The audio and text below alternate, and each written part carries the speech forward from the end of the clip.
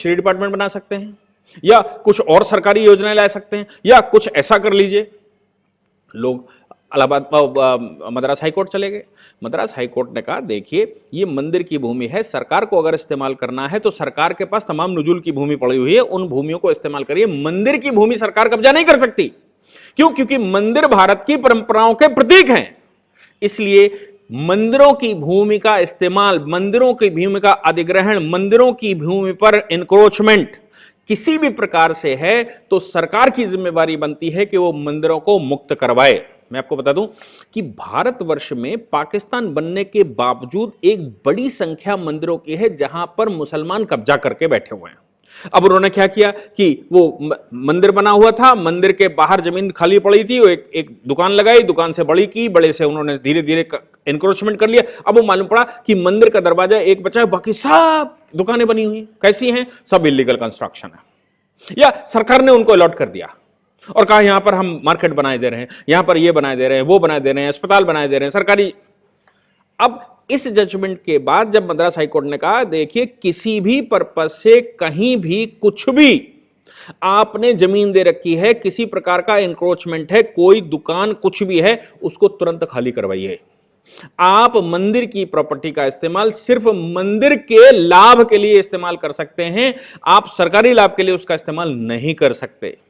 अब दूसरी तरफ आपने वक्फ एक्ट बना दिया और वक्फ का एक बोर्ड बना दिया। वक्फ एक्ट की खास बात यह है कि मुस्लिम उसके एडमिनिस्ट्रेटर रहते हैं। अब इधर क्या रिलीजियस एंडोमेंट एक्ट में, रिलीजियस एंडोमेंट एक्ट में आपने हिंदुओं को ही उसका संरक्षक बनाया है? उसमें तो आपने सरकारी आदमी बिठा दिया कि वो सरकारी आदमी बैठेगा और ये सब करेगा और सरकार तय कर देती है इसका पैसा लेना है। अभी आपने देखा होगा कोविड में तमिलनाडु सरकार ने मंदिरों को आदेश दे दिया कि भैया इतना पैसा जमा करें, 10 लाख 15 लाख रुपए आपके खजाने से दें, और वो पैसा वहां से लेने के बाद वो मस्जिदों में खाना पहुंचाया गया, मस्जिदों में पैसा दिया गया, मस्जिदों में बहुत कुछ किया गया। आपने एक तरफ मंदिर को लूटा और मस्जिदों को दान कर दिया।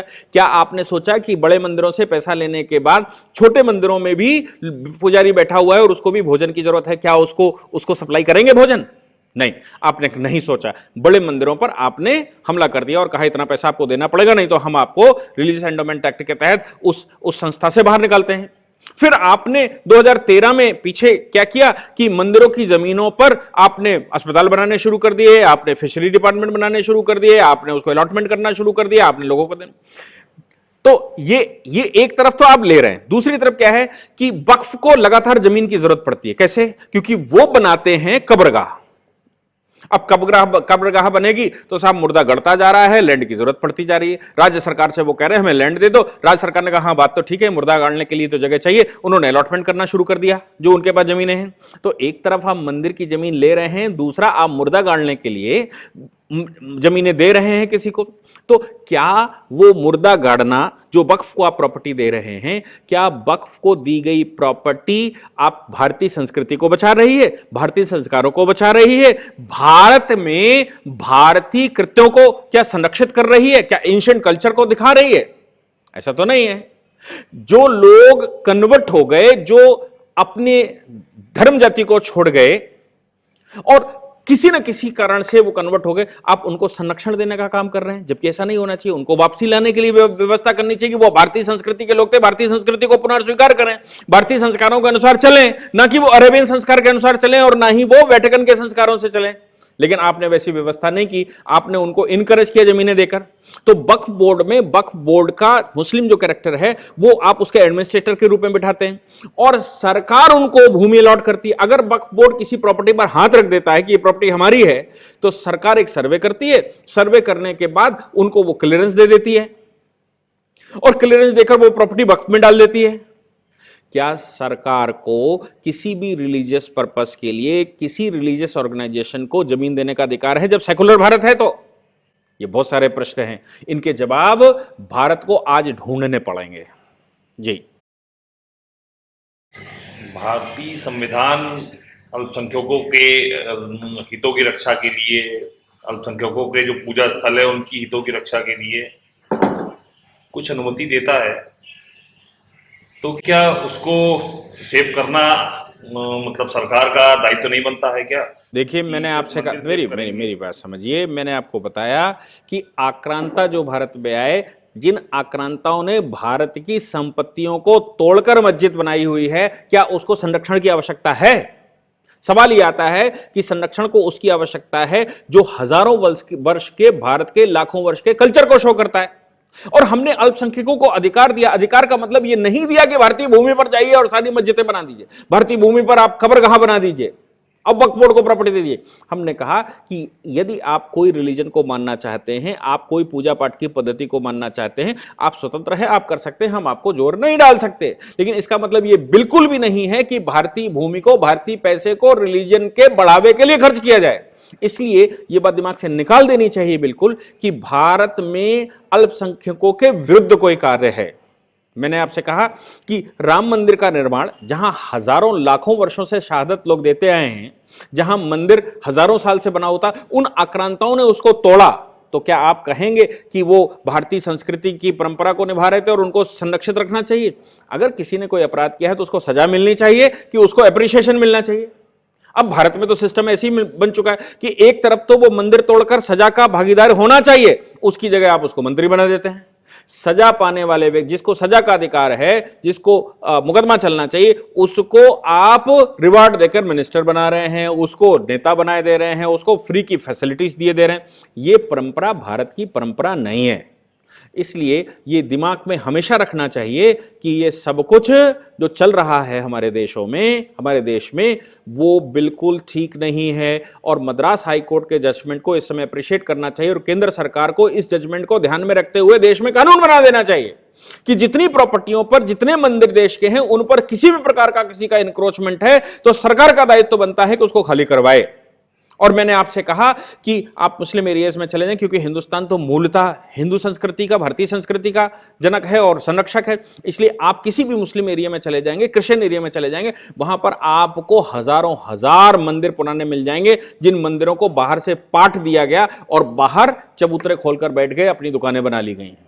उन इंक्रोचमेंट को खत्म करवाने की जरूरत है। मद्रास हाईकोर्ट के जजमेंट को उत्तर प्रदेश लागू करे, मद्रास हाईकोर्ट के जजमेंट को केंद्र सरकार लागू करे और एक कानून बनाए कि जितने इंक्रोचमेंट की प्रॉपर्टियां हैं वो सब वापस मिलेंगी और मंदिरों का जो पैसा और वहां का चढ़ावा है वो केवल हिंदू समाज के भले के लिए इस्तेमाल होगा, ना कि उनके लिए इस्तेमाल होगा जिन्होंने इस देश को बिगाड़ा, देश को लूटा, देश पर अत्याचार किए और आज उनके वंशजों को आप उनको फिर से बढ़ावा देने के लिए करें।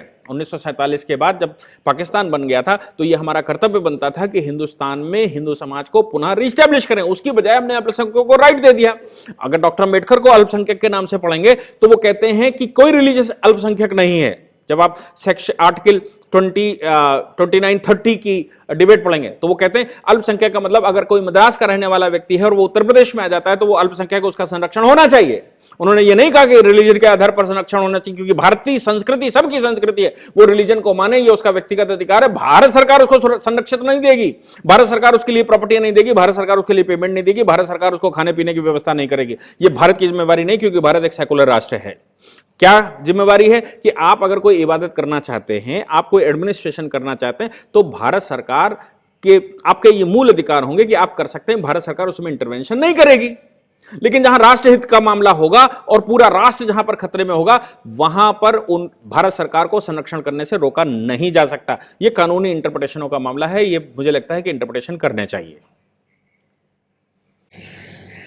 क्या आपने भी ये बात कही तो हमारा इसमें ये कहने का मतलब है कि क्या मंदिरों के पैसे पर सिर्फ हिंदुओं का ही हक है? अभी आपने ये बात बोली कि चढ़ावा कौन देता है? क्या मुस्लिम समाज हिंदुस्तान में रहने के लायक नहीं है? मैं ये कह रहा हूं, मैं ये नहीं कह रहा हूं, बिल्कुल आप उसका गलत इंटरप्रिटेशन कर रहे हैं। मैं ये कह रहा हूं कि आप एक बात समझ लीजिए कि जो अपनी संस्कृति को यहां पर कोई संस्कार विदेशों से लाया है वो अपना माने, हमसे कोई लेना देना नहीं, लेकिन राज्य क्यों उसको संरक्षित करेगा? हम क्यों उसको पेमेंट डालें?